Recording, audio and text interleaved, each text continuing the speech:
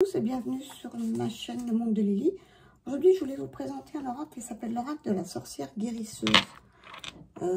C'est un oracle qui a été fait par Artemis Rose et illustré par Stéphanie Gras.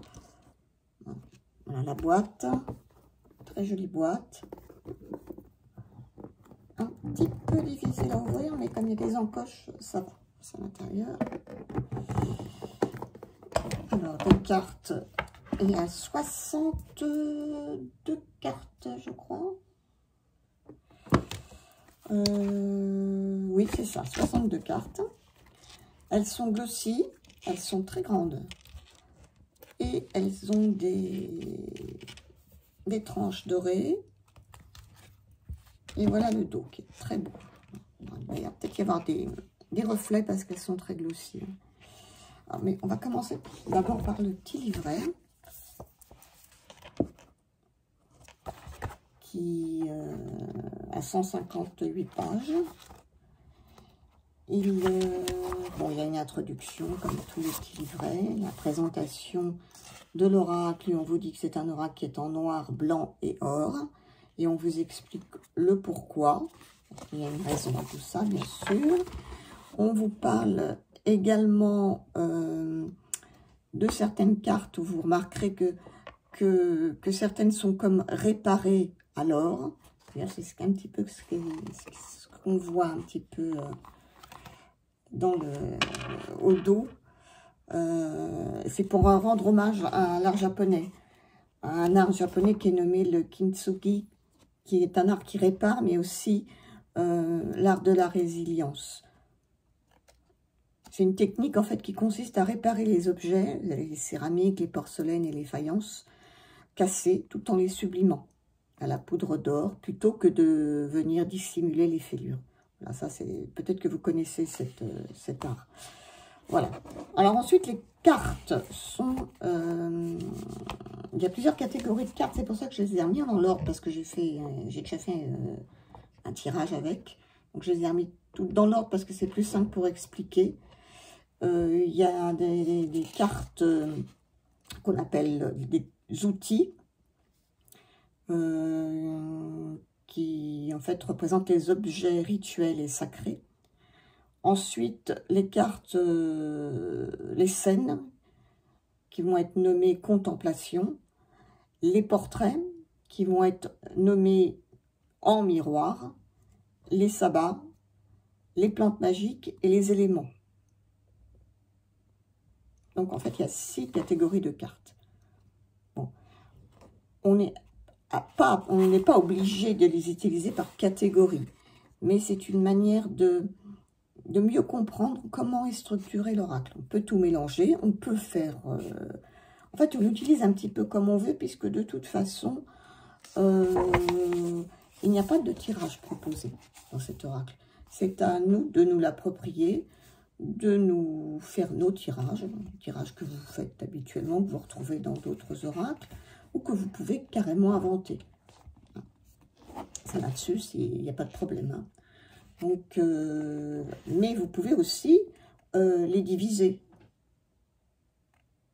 Je vous donne quand même un petit exemple si vous les divisez. Par exemple, vous choisissez dans une carte contemplation et vous dites sur quoi je dois vraiment me pencher, de quoi m'inspirer.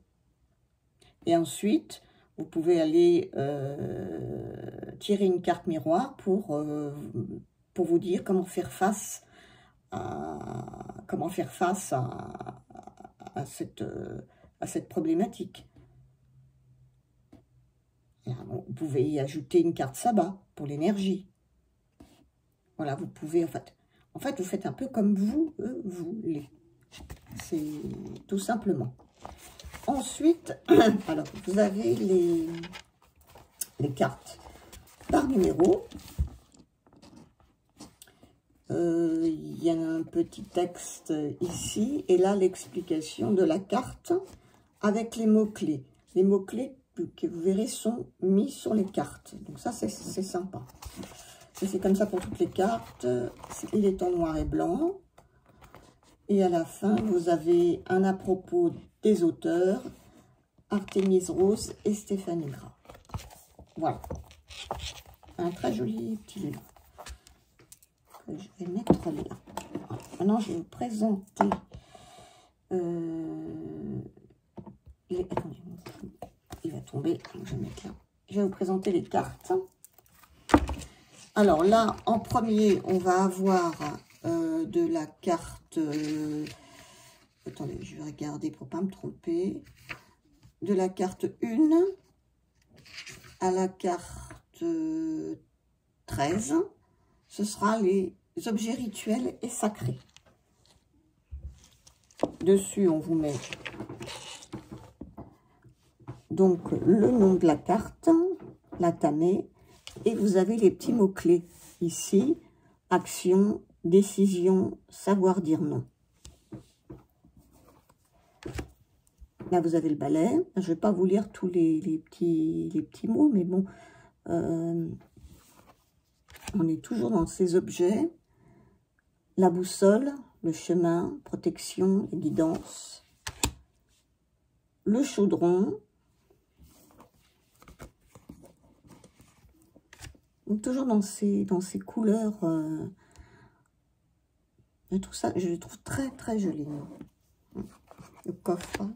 C'était le coffre, ça. Oui, c'était le coffre. Les cristaux. Divination. L'encens. Le grimoire. Les herbes médicinales. Le miroir. Talisman de sommeil. Le tambour.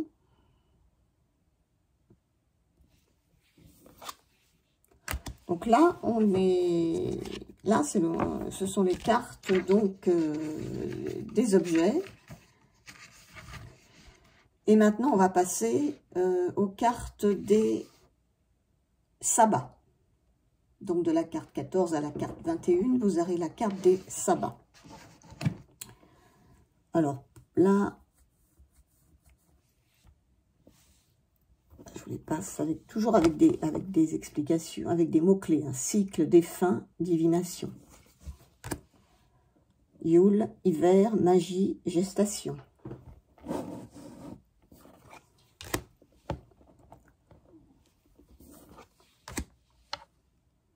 Ostara. Bon, moi, je ne connais pas tous les sabbats.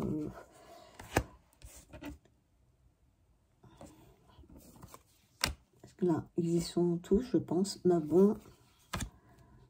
Et après, on a les cartes des éléments. Alors, l'air.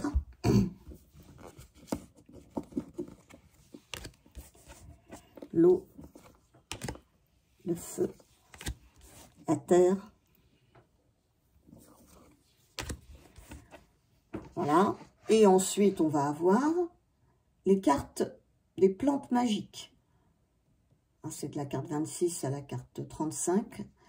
Les plantes magiques. Oups, pardon. Basilic, vous voyez, courage et pardon.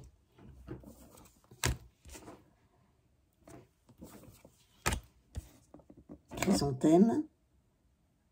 Mauvaise habitude, protection, espoir. La lavande. Mandragore. Romarin. Rose. Vous voyez, avec ces petits effets de fêlure hein, dont je vous parlais tout à l'heure. Hein. Voilà, qui apparaissent sur les cartes aussi.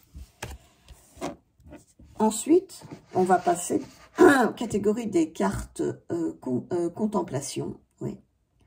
Là, ça ira de la carte 36 à la 49. On a la danse. On a la douleur. Alors, c'est une des seules, je crois. Ah non, il y a celle-ci. Ah non, une des seules où il y a une couleur un petit peu différente, là. C'est le rouge.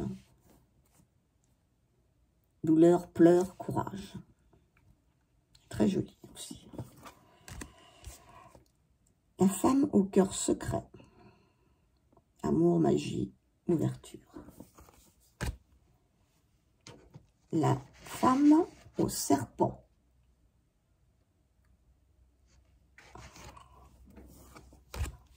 La femme au corbeau. La femme aux 2 renards. Très, très jolie. Elles sont magnifiques, hein, vraiment.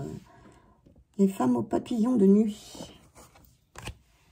La femme des bois. La magie des arbres. La magie des planètes. Relation. Tromperie. Relation toxique. Manipulation. Retraite spirituelle. Et là, on va passer aux cartes. Ah non, c'est pas fini, excusez-moi. Il y a encore, je crois, le voyage cosmique.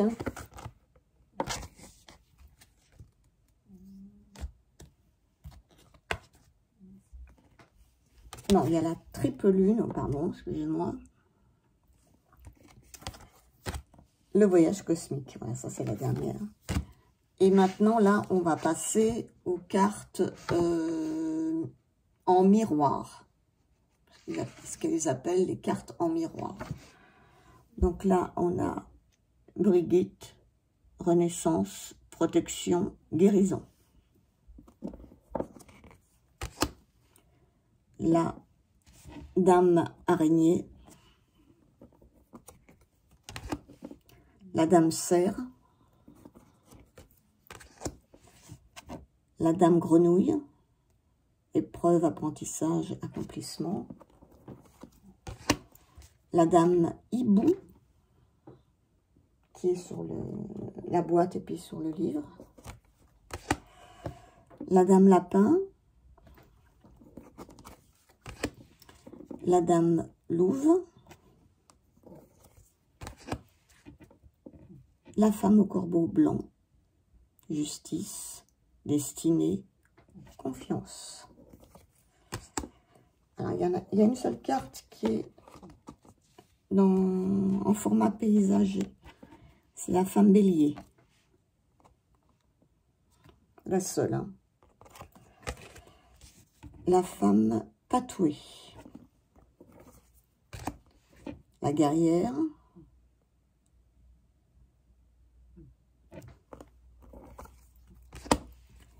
La Guide. Pardon. Et l'hélice, qui est la dernière carte. Voilà. Alors là, je vais remélanger. Pour vous faire un... Je vais peut-être en prendre 3. Et puis vous laisser choisir. Comme ça, je vous dirai les 3 messages.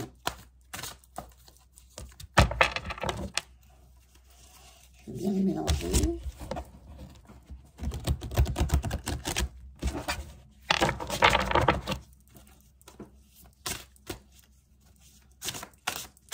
Elles sont de très bonne qualité, j'ai oublié de vous le dire. Très, très bonne qualité.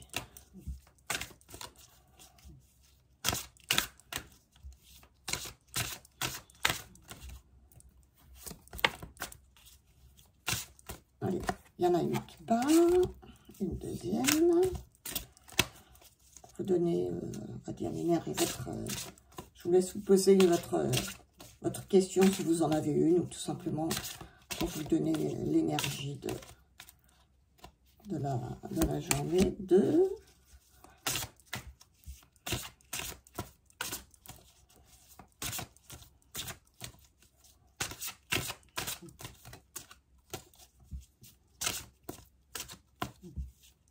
Allez, 3. Voilà. Alors, pour le choix,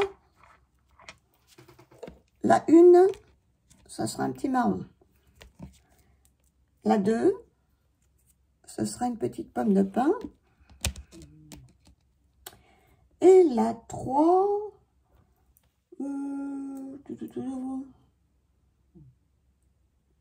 je vais mettre des petits chats japonais. Voilà. Donc, je laisse faire pause pour choisir. 1, le marron. 2, la pomme de pin. Et 3, le petit chat japonais. Alors, pour ceux qui ont choisi, qui ont pris le choix 1, on tombe sur l'ortie.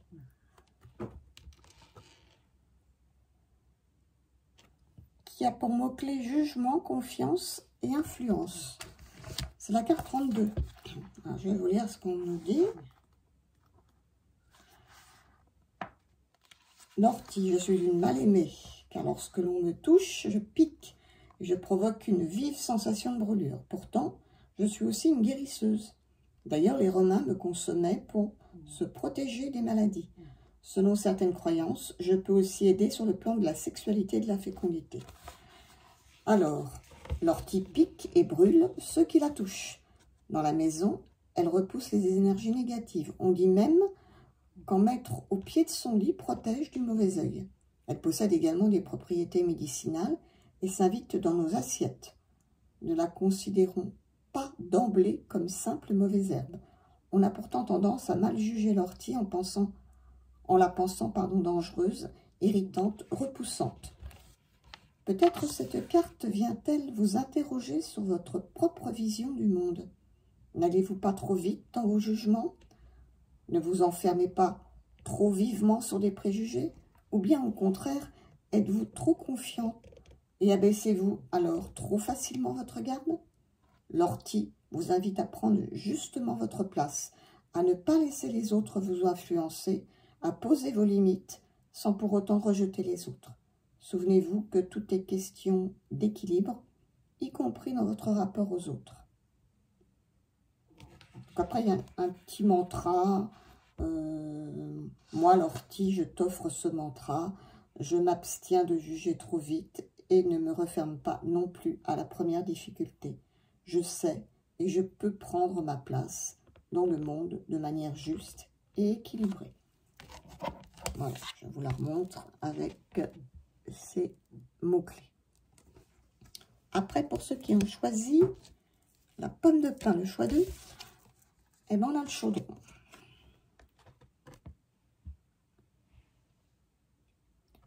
Le chaudron qui est pour mot-clé, idée, transformation. C'est la carte 4.